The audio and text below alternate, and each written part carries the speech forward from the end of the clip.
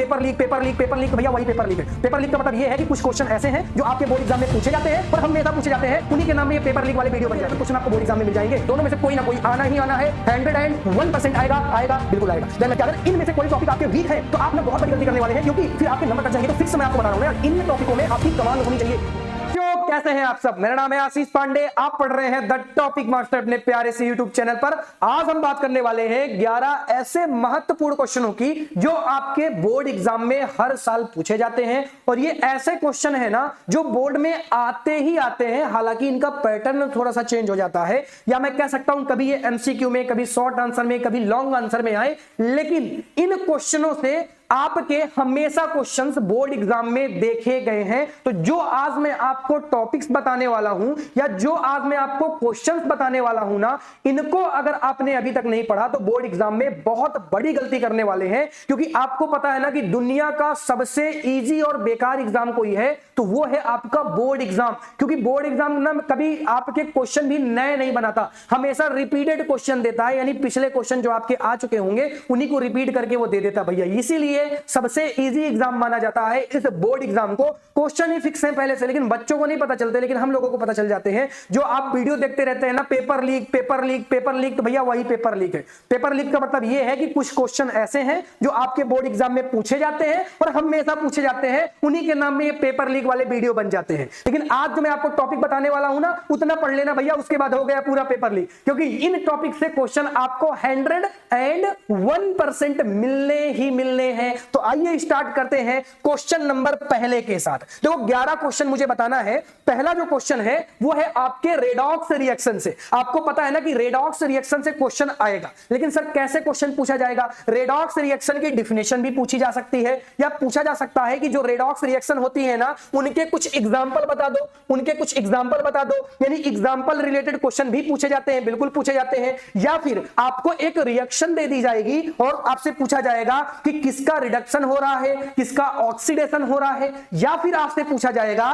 कि oxidising agent कौन है और रिड्यूसिंग एजेंट कौन है। अब बच्चे कहेंगे सर रिवीजन भी करवा दीजिए इसके साथ साथ। तो बच्चा रिवीजन वाली वीडियो मैंने पहले ही बना दी है और उन सबकी प्लेलिस्ट की लिंक मैंने डिस्क्रिप्शन में प्रोवाइड करवा दी है। तो सब कुछ रेडॉक्स आप देखेंगे ना, तो पर्टिकुलर रेडॉक्स का वीडियो आपको मिल जाएगा, 7 से 8 मिनट का होगा, देख लेना, काम खत्म हो गया। यानी सारी चीजें मैंने पहले ही पढ़ा दी है और बहुत ही बढ़िया तरीके से पढ़ा रखी है। आज मैं आपको इंपॉर्टेंट क्वेश्चन, ऐसे क्वेश्चन जो आपके बोर्ड एग्जाम में 101% आने वाले हैं, उनकी बातें कर रहा हूं और वो क्वेश्चन मैं आपको बता रहा हूं। देन मैं नेक्स्ट क्वेश्चन की बात करता हूं जो कि है आईयूपीएसी, और आपको पता होगा होमोलोगस सीरीज। अब सभी बच्चों को पता होगा कि जो मैं बातें कह रहा हूं वो एक्यूरेट सही है, यानी इनसे क्वेश्चन तो आपको बोर्ड एग्जाम में हर साल मिलेगा। आईयूपीएसी और होमोलोगस सीरीज, इन दोनों को बहुत बढ़िया तरीके से पढ़ के जाना। वन शॉट मैंने बना दिया। अगर आपको आईयूपीएसी नहीं आता तो आईयूपीएसी से रिलेटेड मोस्ट इंपॉर्टेंट क्वेश्चन मैंने आपको बता दिए हैं कि ये क्वेश्चन हर बार रिपीट होते हैं, उसकी भी लिंक मैंने प्रोवाइड करवा दी है नीचे डिस्क्रिप्शन में, सब कुछ है भाई,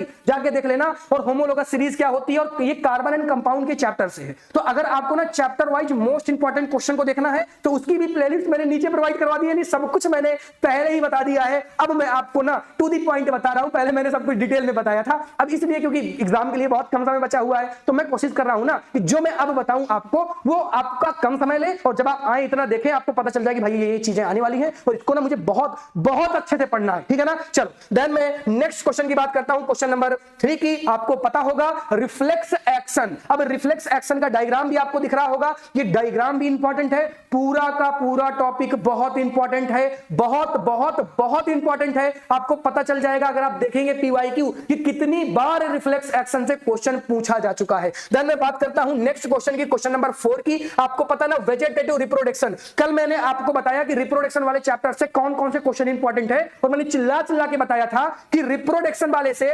वेजिटेटिव रिप्रोडक्शन सबसे मोस्ट इंपॉर्टेंट क्वेश्चन है। आता तो बहुत कुछ है लेकिन सबसे मोस्ट इंपॉर्टेंट जो क्वेश्चन है वो वेजिटेटिव रिप्रोडक्शन से है। इससे हमेशा क्वेश्चन मिलेंगे, वो चाहे एमसीक्यू में आए, चाहे शॉर्ट आंसर में आए या फिर लॉन्ग आंसर में आए, लेकिन क्वेश्चन तो आना ही आना है बोर्ड एग्जाम में। ये फिक्स क्वेश्चन है आपके बोर्ड एग्जाम का। देन क्वेश्चन नंबर 5 की बात करते हैं मेंडल्स लॉ से। आपको पता है इनके 3 रूल्स दिए गए थे और तीनों रूल्स आपके अलग अलग क्रॉस से आए थे। और हाँ, इन तीनों रूल्स को बढ़िया तरीके से पढ़ लेना। और साथ ही साथ में बच्चा ये जो मोनो हाइब्रिड क्रॉस होता है ना, मोनो हाइब्रिड क्रॉस होता है ना, इसको बढ़िया तरीके से पढ़ के जाना। जिसका रेशियो आता था 1:2:1 जीनोटाइप और फिनोटाइप 3:1, इसको बहुत ही डिटेल में बहुत ही बढ़िया तरीके से पढ़ के जाना, क्योंकि इसी क्रॉस से ये सारी चीजें बनी है और इस क्रॉस से क्वेश्चन बहुत ज्यादा पूछा जाता है। हेरिडिटी का वन शॉट पूरा मैंने पढ़ा दिया है, लिंक नीचे प्रोवाइड करवा दी है, सब कुछ नीचे है भाई, जाके देख लेना भैया, डिस्क्रिप्शन में सब कुछ प्रोवाइड करवा दिया है मैंने, ठीक है ना। चलो क्वेश्चन नंबर 6 की बात करते हैं। क्वेश्चन नंबर 6 में क्या पूछा गया, ध्यान से समझना। क्वेश्चन नंबर 6 में पूछा गया भैया कि आप ना इमेज रिलेटेड क्वेश्चन यानी इमेज फॉर्मेशन, और मेनली किसकी इमेज फॉर्मेशन आपको आनी चाहिए। अगर मैं मिरर की बात करता हूं तो भैया कॉनकेव मिरर, और अगर मैं लेंस की बात करता हूं तो कॉन्वेक्स लेंस, यानी इनसे रिलेटेड आपको जो इमेज फॉर्मेशन की डायग्राम है ना वो आने चाहिए 101%। क्वेश्चन फिक्स होता है, अब ये इससे आएगा या इससे आएगा मुझे नहीं पता, लेकिन आएगा और 101% आएगा। जितने टॉपिक मैं बता रहा हूं ना उतने टॉपिक अगर नहीं पढ़ रहे, ये दोनों बोर्ड के लिए इंपॉर्टेंट है, सीबीएसई और यूपी दोनों के लिए हाँ, ये दोनों में पूछे जाते हैं, ये कॉमन टॉपिक है तो एनसीईआरटी के ना यार, है तो एनसीईआरटी के ना। चला नेक्स्ट बात करते हैं, नेक्स्ट क्वेश्चन नंबर 7 की। क्वेश्चन नंबर 7 है आपका मायोपिया और हाइपरमेट्रोपिया। अब आपको पता है मायोपिया और हाइपरमेट्रोपिया में हमेशा क्वेश्चन पूछे जाते हैं, मुझे नहीं लगता कि किसी भी बच्चे को यह चीज नहीं पता होगी। आपको पता है ह्यूमन आई का द मोस्ट इंपॉर्टेंट क्वेश्चन है, और ये क्वेश्चन इनमें से दोनों में से कोई ना कोई आना ही आना है, 101% आएगा, बिल्कुल आएगा। देन मैं नेक्स्ट क्वेश्चन की बात करता हूं, क्वेश्चन नंबर 8 की बात करता हूं।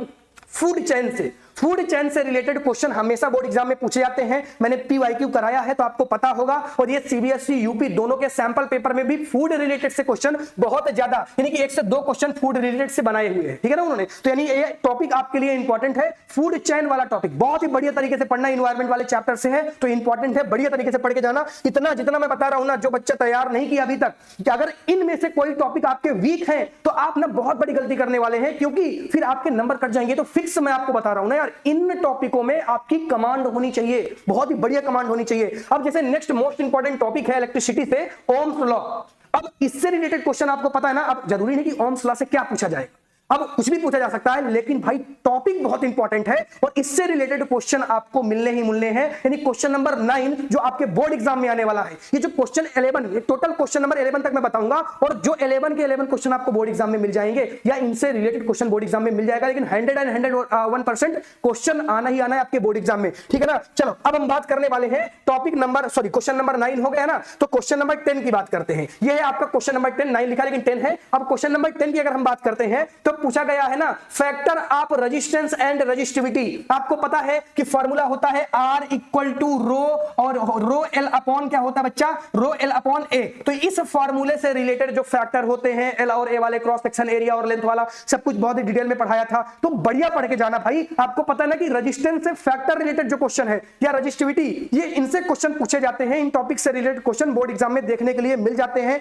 देन अगला जो क्वेश्चन मैं बताने वाला हूं इलेक्ट्रिसिटी से, वो है इनकी इंपॉर्टेंट सर्किट, यानी सर्किट रिलेटेड डायग्राम। अगर आपने सैंपल पेपर देखे होंगे बच्चा, यूपी और सीबीएसई दोनों वालों ने, दोनों इंग्लिश मीडियम वालों ने, तो आपको पता होगा ना कि ये सर्किट से रिलेटेड क्वेश्चन पूछे गए हैं, और ये तो फिक्स है बोर्ड एग्जाम में कि सर्किट से रिलेटेड क्वेश्चन आने ही आने हैं। मैंने मोस्ट इंपॉर्टेंट सर्किट का वीडियो बना रखा है, जाके चैनल में देखना, जहां पर मैंने मोस्ट इंपॉर्टेंट टॉपिक बताए हैं। तो मैंने बताया कि कैसे आप इन सर्किट को सॉल्व करते हैं, कौन सी सर्किट ज्यादा इंपॉर्टेंट है, किस टाइप के सर्किट से बोर्ड एग्जाम में क्वेश्चन पूछे जाते हैं, सब कुछ मैंने पढ़ा दिया भाई। सब कुछ, ऐसा कुछ नहीं जो मैंने पढ़ा रहा हूं कि केवल ज्ञान बांटने आ गया हूं कि मोस्ट इंपॉर्टेंट क्वेश्चन बता के चला जाऊंगा। मैंने सब कुछ पढ़ा दिया बच्चा, सब कुछ मैंने पढ़ा दिया, ठीक है ना। हाँ, फिर मैं यहाँ पे आपको बताने आया हूं। तो इस तरह से आज मैंने आपको 11 महत्वपूर्ण क्वेश्चन बताए, ऐसे क्वेश्चन बताए जो आपके बोर्ड एग्जाम में आएंगे, 101% आएंगे। मैं ये आशा करता हूं कि सभी बच्चे इन क्वेश्चनों, जो मैंने क्वेश्चन बताए, जो टॉपिक बताए हैं, इनसे रिलेटेड टॉपिक जो है आप उन पर अपनी कमांड बनाएंगे, ताकि जब ये क्वेश्चन आपके बोर्ड एग्जाम में आए तो आपका ये क्वेश्चन गलत ना हो। धन्यवाद, मिलता हूं आपसे ऐसे ही वीडियो के लिए, टाटा बाय।